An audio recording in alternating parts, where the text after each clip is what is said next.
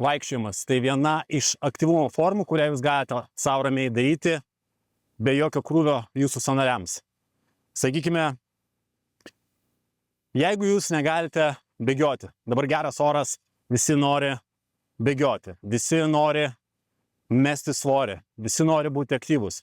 Bet jeigu jūs esate, sakykime, po traumos, jūs esate galbūt po kažkokios tai operacijos, pats geriausias variantas, kurį jūs galite pasidaryti, tiesiog skirti savo laiką vaikščiojimui. Yra tokios kaip ir numatytos normos, įsivaizduojamos 10 000 žingsnių. Tas 10 000 žingsnių, sakyčiau, ne visiems įveikiama, bet, sakykime, jūs galite išeiti kiekvieną dieną po 30 minučių pasivaikščioti be jokio poilsio. Tai reiškia, nenutrūkstamas ėjimas. Laiko einant, jūsų tas ėjimas jums pasidarys labai lengvas. Tai keli variantai, kaip jūs galite padaryti tą ėjimą sunkesnį, šiek tiek aktyvesnį, kad jums būtų įtaka jūsų svorio mažinime. Vėlgi, jūs galite pasirinkti tempo ėjimą. Tai reiškia, jeigu jūs 30 minučių paprastai ėjote, tai pasirinkite tiesiog tempo ėjimą, šiek tiek greitesnį.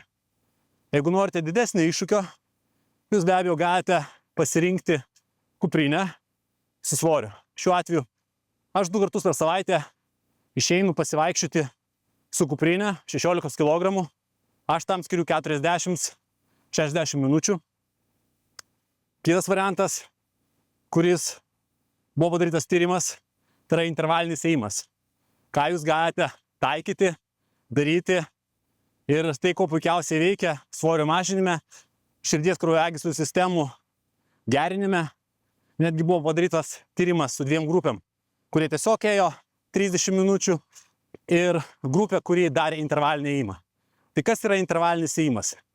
Iš esmės, intervalinis ėjimas yra, kai jūs 3 minutės einate paprastu tempu, po 3 minučių einate 3 minutės labai aktyvių tempų.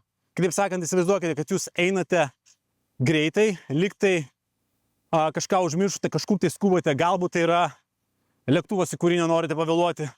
Tokiu tempu einate 3 minutės, po 3 minučių jūs vėl einate 3 minutės lėtai, ramiai.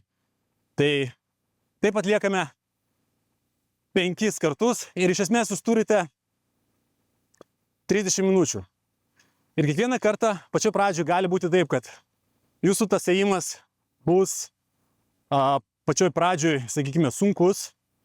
Po 2 savaičių jūs net nepastebėsite, kaip jūs įveiksite daug didesnį atstumą. Ir jūsų tikslas yra kiekvieną kartą duoti savo iššūkį. Taigi, jeigu jums šitas variantas einasi kuo puikiausiai, jau norite šiek tiek jau aktyvesnio, jūs galite padaryti intervalinį ėjimą su intervaliniu tokiu lengvu bėgimu. Tai reiškia, 3 minutės einate labai greitai, lyg tai kažkur tai skubate. Ir tada 3 minutės bėgate ristele lengvesnių tempų.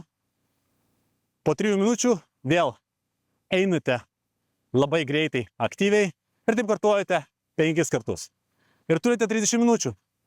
Na, jeigu norite dar labiau pažengusio varianto, be abejo, jūs galite visą tai daryti su kuprinė, kuri yra su svoriu ir duoda jums papildomą pasipriešinimą.